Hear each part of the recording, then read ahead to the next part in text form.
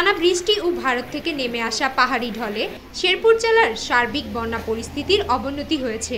উজানে পানি কিছুটা কমতে শুরু করলেও ভাটি এলাকায় অন্তত 50টি গ্রাম নতুন করে প্লাবিত হয়েছে।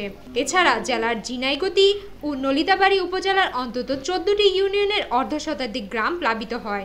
এতে পানিবন্দী হয়ে পড়ে কমপক্ষে 50,000 মানুষ। বাড়িঘরে পানি ঢুকে পড়ায় চরম বিপাকে পড়েছে এলাকাবাসী। এছাড়া বন্যার পানিতে 3 জনের মৃত্যুর খবর পাওয়া গেছে।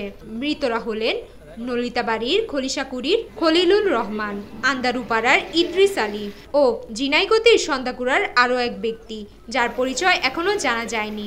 তবে স্থানীয়দের ধারণা মৃতের সংখ্যা আরও বাড়তে পারে।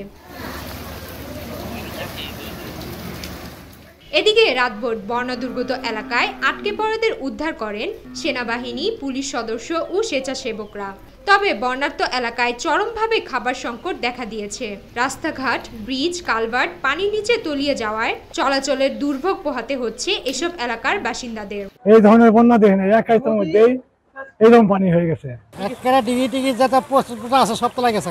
এই যে পানি যাচ্ছে এটা বড় পানি, বড় পানি আসছে। কি করবো এখন সিলেট পানি খাওয়ার কোনো ধান যা আবার ফসল করেছিলাম সব তো লাগেছে। এরই মধ্যে ঝিনাইগতি থানা পুলিশ, নলিতাবাড়ী ও ঝিনাইগতি উপজেলা প্রশাসন বন্যার্তদের মাঝে রান্না করা ও শুকনা খাবার বিতরণ করছেন। এছাড়া বিএনপির পক্ষ থেকে ত্রাণ বিতরণ করা শুরু হয়েছে। Sumaiya Mitu, south Asian Times.